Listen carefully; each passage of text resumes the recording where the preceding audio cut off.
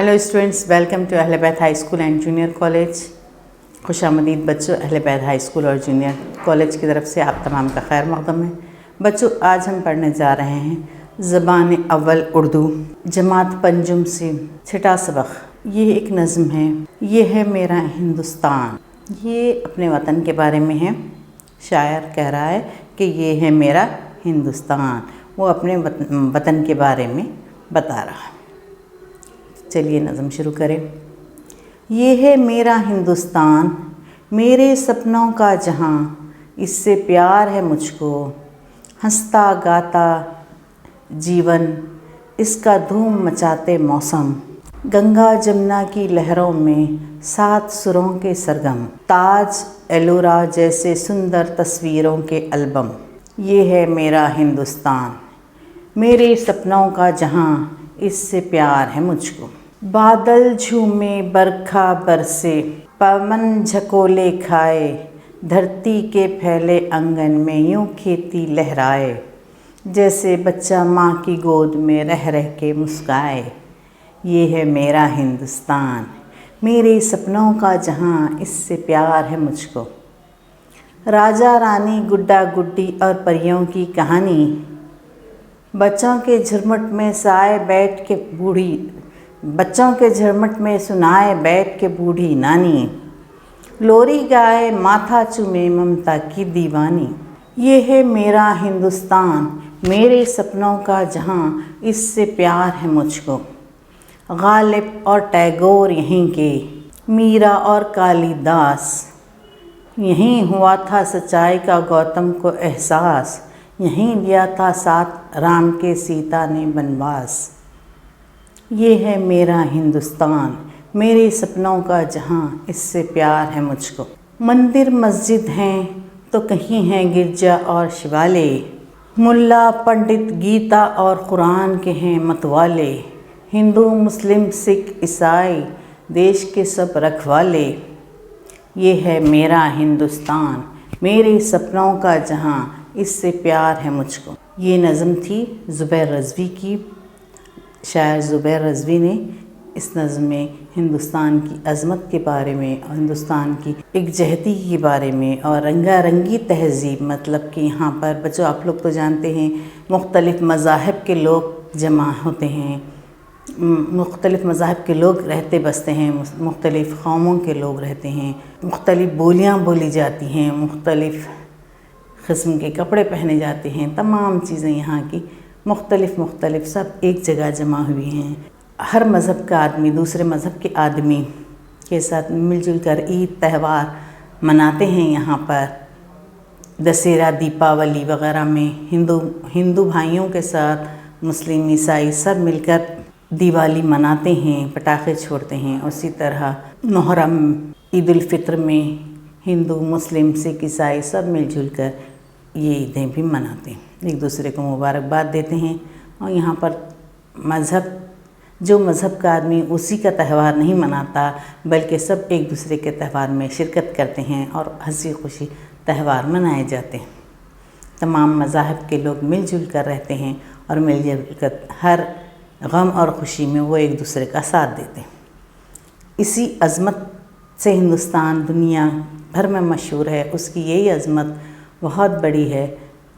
शायर यही बताने की कोशिश कर रहा है कि यहाँ पर मुख्तलिफ़ मज़ाहिब के लोग रहते बसते हैं और मिलजुल रहते हैं। शायर कह रहा है कि ये है मेरा हिंदुस्तान, ये मेरा हिंदुस्तान है, मेरे सपनों का मतलब मेरे ख्वाबों का ये जहाँ है, इससे पे मुझको बहुत ज़्यादा प्यार है। क्योंकि यहाँ पर कई किस्म के मौसम भी होते हैं दुनिया में। दूसरी जगहों पर कहीं सर्दियाँ ही हैं, कहीं गर्मी होती है तो कहीं बारिश ही रहती है, कहीं सर्दी ही रहती है। उसके बरखिलाफ़ हम हिंदुस्तान में रहते हैं। हम यहाँ पर कई किस्म के मौसम हैं जो बदलते जाते हैं। गंगा है, जमुना है और ताज महल है। इसी तरह एलोरा अजंता है हमारे पास। तस्वीरों के एल्बम जिसमें तस्वीरें, पत्थरों से तस्वीरें बनाई गई हैं, वो बहुत खूबसूरत चीज़ें हमारे हिंदुस्तान में मौजूद हैं। यहाँ पर बरखा बरसने से पहले जो बादल आते हैं, पवन के झकोले खाते हुए वो बहुत खूबसूरत दिखता है। धरती जो है ऐसा अपना दामन फैलाती है और जब बारिश होती है तो खेत हरे भरे होकर लहराने लगते हैं, जैसे कि बच्चा अपनी माँ की गोद में रहकर माँ को देखते हुए मुस्कुरा रहा है। ये है मेरा हिंदुस्तान। इसी तरह हमारे यहाँ हिंदुस्तान में जॉइंट फैमिलीज़ का रिवाज है, जो अब तो ख़त्म हो रहा है, मगर हिंदुस्तान की रिवायत है यहाँ पर कि बड़े बूढ़े साथ होते हैं, जिससे बच्चों की तरबियत पर बहुत असर होता है।